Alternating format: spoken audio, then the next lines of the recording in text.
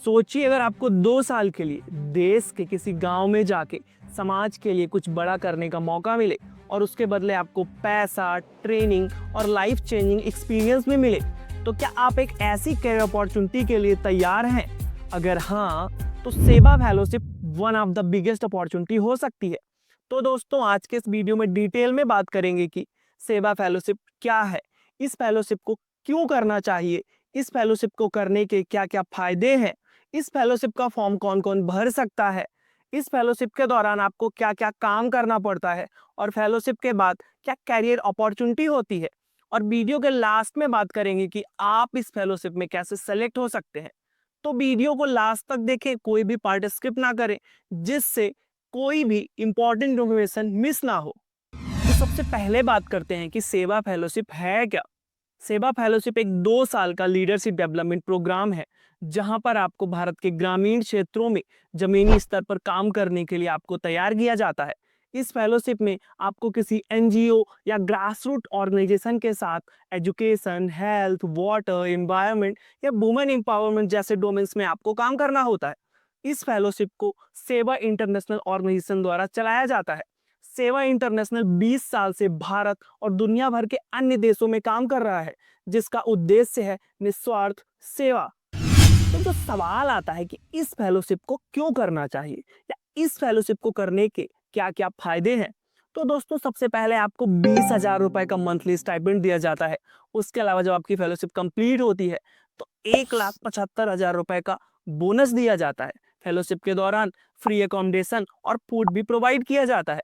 हर तीसरे महीने leadership boot camp, online training और मेंटोरशिप सेशन कराए जाते हैं।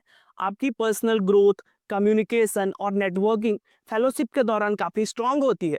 और फेलोशिप के लास्ट में एक्सपीरियंस लेटर और लेटर ऑफ रिकमेंडेशन दिया जाता है, जो कि आपके जॉब और हायर स्टडी के पर्सपेक्टिव से काफ़ी हेल्पफुल होते हैं। तो सवाल अब ये आता है कि इस फेलोशिप का फॉर्म कौन कौन भर सकता है या इसकी एलिजिबिलिटी क्राइटेरिया क्या है। तो दोस्तों, अगर आप 21 से 30 साल के भारत के युवा हैं और आपने किसी भी स्ट्रीम से अपना ग्रेजुएशन कंप्लीट कर लिया है और आपको 1 साल तक का काम करने का एक्सपीरियंस है, तो आप इस फेलोशिप के लिए एलिजिबल है। अगर एक्सपीरियंस की बात करें तो ज़्यादातर कैंडिडेट्स के दिमाग में यही सवाल होता है कि क्या हमारे छोटे मोटे एक्सपीरियंस या हमारे पास कोई एक्सपीरियंस लेटर नहीं है, तो क्या हमारा एक्सपीरियंस काउंट होगा। तो जी हाँ दोस्तों, अगर आपने ग्रास रूट लेवल पर काम किया या कोई प्रोजेक्ट वर्क किया है किसी एनजीओ या ग्रास रूट लेवल पर या किसी एक प्रकार की इंटर्नशिप करी है, तो ये सारी चीजें ही आपकी एज ए एक्सपीरियंस काउंट होगी। अगर आपके पास ये छोटे मोटे एक्सपीरियंस हैं तो आप इसके फॉर्म भर सकते हैं। तो सवाल ये आता है कि इस फेलोशिप के सिलेक्शन का प्रोसेस क्या है या मैं इस फेलोशिप में कैसे सेलेक्ट हो सकता हूँ। तो दोस्तों, आपको सेलेक्ट होने के लिए सबसे पहले इनका ऑनलाइन एप्लीकेशन को फिल करना होता है, जहां पे आपको आपकी personal information, educational background, experience और स्टेटमेंट ऑफ पर्पज का या तो वीडियो या तो आप रिटर्न फॉर्म में भी सबमिट कर सकते हैं। इसके बाद आपको एक प्री वर्क आता है, उसको एक फिक्स टाइम लाइन में आपको सबमिट करना होता है।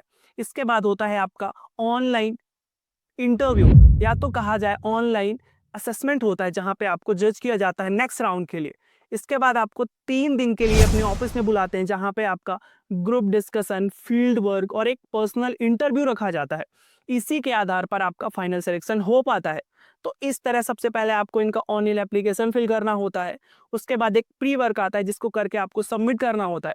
इसके बाद होता है कि इनका ऑनलाइन पर्सनल इंटरव्यू, और उसके बाद ये अपने हेडक्वार्टर पे बुलाते हैं, जहां पे आपका ग्रुप डिस्कशन, फील्ड वर्क और एक पर्सनल या पैनल इंटरव्यू होता है।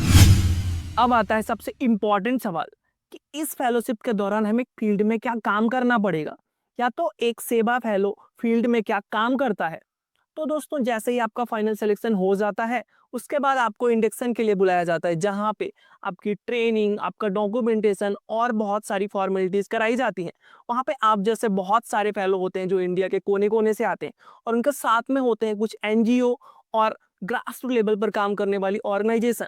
वहां पे आपको एक डोमेन सेलेक्ट करना होता है कि आप किस डोमेन में काम करना चाहते हैं, और उसी डोमेन पर काम करने वाली एनजीओ के साथ आपको काम करने के लिए अलॉट कर दिया जाता है। इंडक्शन के बाद आपको फील्ड में उसी एनजीओ के साथ भेज दिया जाता है, जहां पे आपको उनके साथ काम करना होता है। अगर बात करें कि आपको फील्ड में काम क्या करना होता है, तो आपको ऑफिस और फील्ड में दोनों तरह का काम करना पड़ सकता है। ये पूरी तरह से ऑर्गेनाइजेशन पर डिपेंड करता है कि आपको किस तरह का रोल और रिस्पॉन्सिबिलिटी दिया जाता है। फॉर एग्जाम्पल, अगर आपको एजुकेशन डोमेन में काम करने का मौका मिलता है तो आपको वहाँ पे टीचर, स्टूडेंट, प्रिंसिपल और गवर्नमेंट की जो एजुकेशन डिपार्टमेंट की और जो अथॉरिटी है उनके साथ मिलकर काम करना होता है। किसी स्पेसिफिक प्रोजेक्ट में आपको उसकी रिपोर्ट बनाना, उसकी ट्रेनिंग करवाना और खुद की भी ट्रेनिंग और कैपेसिटी बिल्डिंग के लिए काम करना। तो इस तरह से और बहुत सारे काम होते हैं ऑर्गेनाइजेशन के अंदर, जैसे डॉक्यूमेंटेशन, डोनर पर्सपेक्टिव से काम करना, छोटे छोटे इवेंट्स को करवाना, ऑर्गेनाइज करना और बहुत सारे काम हो सकते हैं जो आपको डे बाई डे करने पड़ सकते हैं। तो कोई एक फिक्स शेड्यूल नहीं होता है, शेड्यूल चेंज होता रहता है, आपके रोल्स ऑन रिस्पॉन्सिबिलिटी पर डिपेंड करता है। तो सवाल ये आता है कि इस फेलोशिप के बाद क्या क्या हमें बेरोजगार होकर बैठना तो नहीं पड़ेगा? वैसे भी देश में जॉब की बड़ी समस्या है। तो ऐसा नहीं है दोस्तों, फेलोशिप के बाद आपके पास बहुत सारी कैरियर अपॉर्चुनिटी होती है। जैसे आप जिस ऑर्गेनाइजेशन में काम कर रहे हैं तो ज़्यादातर लोग उसी ऑर्गेनाइजेशन में फुल टाइम काम करने लगते हैं। सेवा इंटरनेशनल में भी इंटरनली बहुत सारी वैकेंसीज होती हैं, तो वहाँ पे भी आप जाके काम कर सकते हैं। इसके अलावा अगर आपको किसी और डोमेन या दूसरी ऑर्गेनाइजेशन में काम करना है तो फेलोशिप के दौरान आपको सबसे ज़्यादा एनजीओ या सोशल ऑर्गेनाइजेशन के साथ इंटरेक्शन होता है, तो वहाँ पे भी आप काम करने के लिए अप्रोच कर सकते हैं। और वैसे भी सोशल डेवलपमेंट सेक्टर में बहुत सारी और भी ऑर्गेनाइजेशन है, आप किसी भी ऑर्गेनाइजेशन में अप्लाई करके वहाँ फुल टाइम एम्प्लॉय काम कर सकते हैं।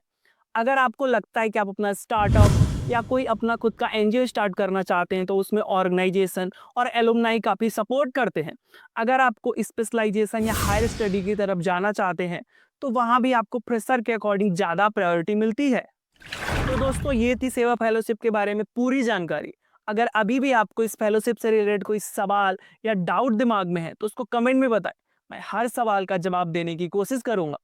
अगर आपको ये वीडियो पसंद आया है तो लाइक करें और अपने दोस्तों के साथ शेयर करें जो इस तरह की फेलोशिप अपॉर्चुनिटी के बारे में तलाश कर रहे हैं। अगर चैनल पर नए हैं तो सब्सक्राइब करना ना भूलें, ताकि ऐसी ही नई नई फेलोशिप के बारे में जानकारी आपको मिलती रहे।